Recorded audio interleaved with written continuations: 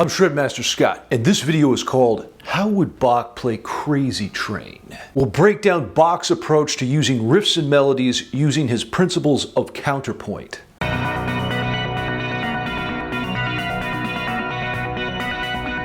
So what is counterpoint? Counterpoint is simply the interaction between two or more voices. Bach's most famous for applying these principles in fugue format, where different voices come and go throughout the piece in different registers and in different variations. So let's have a look at how we can apply these ideas to Randy Rhoads' classic Crazy Train. But first, some titty variations. All right, so first up we have the prime, which we all know.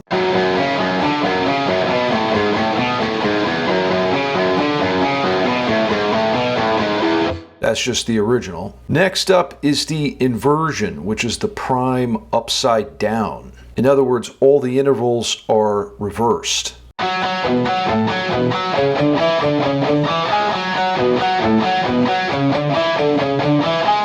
So if you look closely, the first two notes of the prime, that's the same as the inversion, but then the prime goes up and the inversion goes down. From the third note, the inversion goes up. From the third note of the prime, it goes down. So everything's flipped.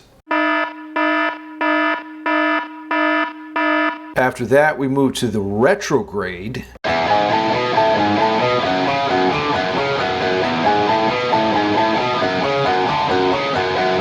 And the retrograde is the prime backwards. So if you look at the retrograde from the back here, you can just see it's the prime forwards. That's the regular Crazy Train riff. This shit is actually really hard to do on the fly. It is the ultimate brain buster. Old timers be damned. And last, we have the retrograde inversion, which is the retrograde upside down.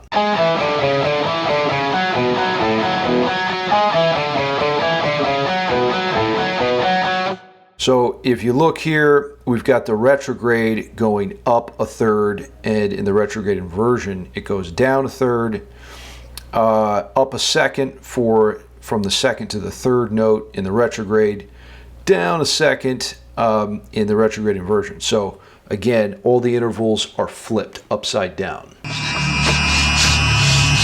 So we're here in Logic Pro, and I put together a really quick version of what Bach might do if he was writing a fugue using the Crazy Train riff. So essentially the idea with the fugue is you've got, all your variations of the prime, and you bring them in and out at different times and in different voices, in the bass, in the soprano, alto, tenor, whatever you feel like. Actually, it's not whatever you feel like. It's very calculated.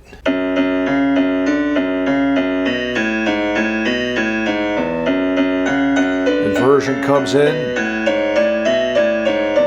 retrograde, prime in the soprano,